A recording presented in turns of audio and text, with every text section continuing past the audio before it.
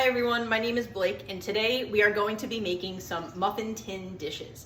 I feel like these dishes are probably some of those that families can kind of get behind. They're very easy to prep out, very easy to make, and it'll actually be fun for the entire family to get into the kitchen and really just bond and have a great time all together.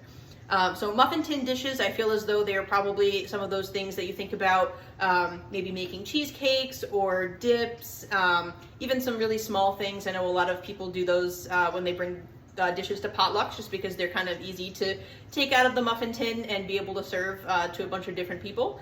But my family and I have actually done these for a while. It actually keeps portions a little bit smaller, but you're able to feed a bunch of different family members and actually personalize them as you go.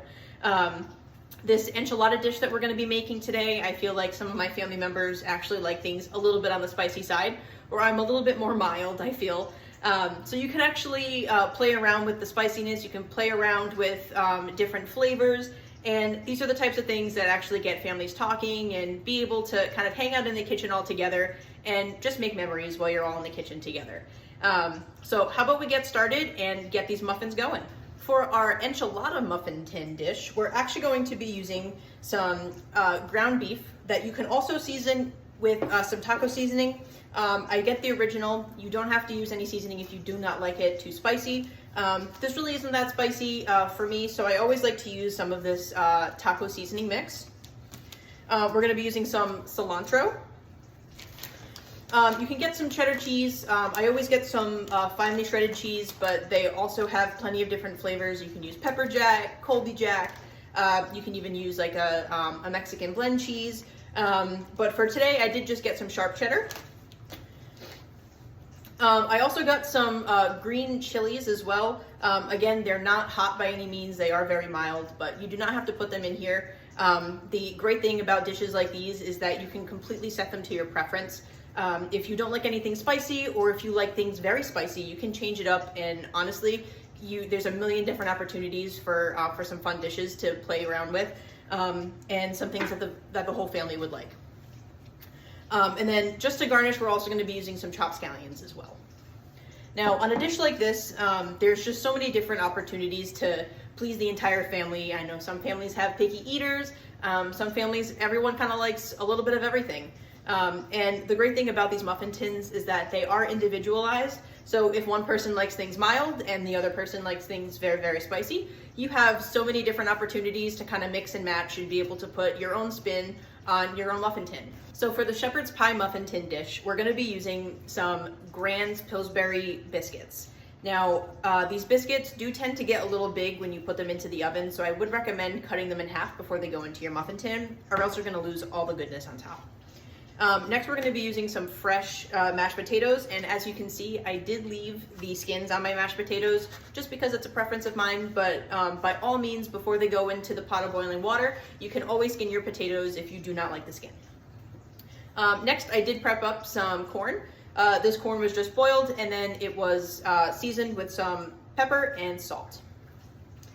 And last but not least, we are going to be using some cooked ground beef that is unseasoned. Now, I do have to say this is a fan favorite because, I mean, how can you say no to a biscuit? But the kiddos definitely like to have mashed potatoes, ground beef, and you can always serve it with some gravy. You can serve it with, I mean, honestly, anything that you like. You can have even cranberry sauce on the side. It's just a fun little play on a larger dish that you can always prep out a couple of days ahead of time. For the lasagna muffin tins, we're going to be using some ricotta cheese, some mozzarella cheese, a can of crushed tomatoes, cooked and seasoned ground beef. This also has a little bit of tomato paste in it as well. I like to add a little bit of tomato paste just because it gives more of a robust tomato flavor, as it complements a little bit of this crushed tomato. And then I also have prepared some lasagna noodles. These lasagna noodles are actually sitting in some water just so that they don't stick together.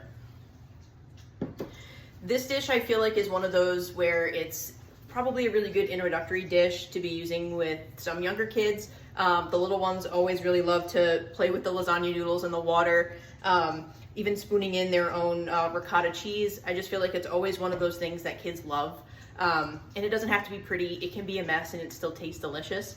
This is one of those dishes where I feel like I always made this with my family growing up. And I just always think back to those Sunday afternoons, spending a couple of hours prepping and getting everything ready, tasting things as we went. And it's always one of those really happy things that when I think back to my childhood, that just cooking with my family was always a really fun experience. And these types of dishes, especially if you make them in such small batches, it's really fun to get everybody involved. So for the egg roll muffin tin dish, we're going to be using some tricolor coleslaw, which you can find in any of your grocery stores.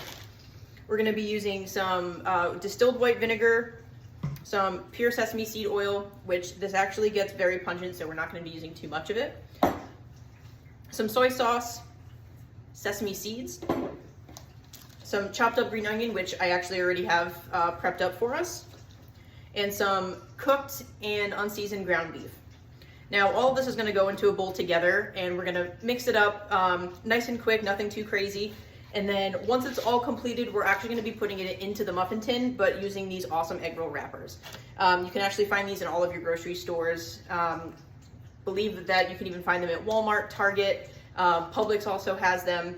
You can use these for honestly almost anything. They have a really awesome crunch, and they're very similar to puff pastry because they're very delicate when you use them, but they don't puff up as much, so you won't get too much of that, too much of the layering in these, but you'll still get that really nice crunch at the very end. So let's go ahead and get these all prepared in our muffin tin. To get our egg roll tin started, we're going to mix together 1.5 cups of slaw mix, 1 cup of ground beef, about 2 tablespoons of soy sauce, 2 teaspoons of white distilled vinegar, 1.5 teaspoons of sesame seed oil, and chopped green onion and sesame seeds to your preference. Once those are all combined in our bowl, we can move on to filling our wonton wrappers in the muffin tin. Go ahead and have a greased muffin pan ready and prepared to fill. The wonton wrappers come in large square sheets, and because they will not fit in the pan whole, I have cut them into 4 smaller squares. For each serving, we will use 2 wonton wrappers, placed as shown to create a cup within the tin. Once those are placed, you may fill the tin with the slaw mixture. To prepare our lasagna dish, use a paper towel to soak up any remaining moisture on the noodles. This will prevent the dish from becoming watery. Next, scoop about a tablespoon of tomato sauce onto the bottom of each tin. Cut the noodles in half lengthwise, as it will allow them to fit into the pan better. Once they are cut, place 2 noodles as shown in the bottom of each tin. Next, you can add fresh mozzarella cheese. This will help the lasagna noodles to stick together once they are being baked in the oven. Fill with about 2 tablespoons of prepared ground beef and place a dollop of ricotta cheese on top of each lasagna. Feel free to scoop more sauce on the top as well. The enchilada tins will also be utilizing the wonton wrappers to give them a bit of a crunch. Fill each tin with about 2 tablespoons of seasoned ground beef. Green chilies can be added as an individual preference as well, but there are so many different options to choose from. Sprinkle your desired cheese before placing them in the oven. And as an individual preference, I also added some cilantro on the top of my enchiladas.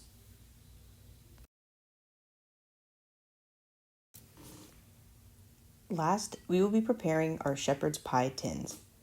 As I previously mentioned, cutting the biscuits in half is recommended to prevent our toppings from coming out while they are in the oven. I start on the sides of the biscuits and squeeze the edges to flatten them out enough to get them into each tin. Once they are about the correct thickness, they can be pressed into the muffin tins. Mashed potatoes can be spooned in, followed by the prepared ground beef. Corn can also be sprinkled on top before they are placed in the oven at 350 degrees for 30 minutes. If you think they need more time, add 5 minutes and check consistently to prevent any burning.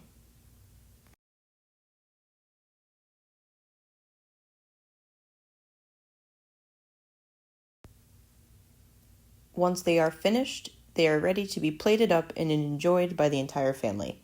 I hope that you made memories while cooking in the kitchen all together.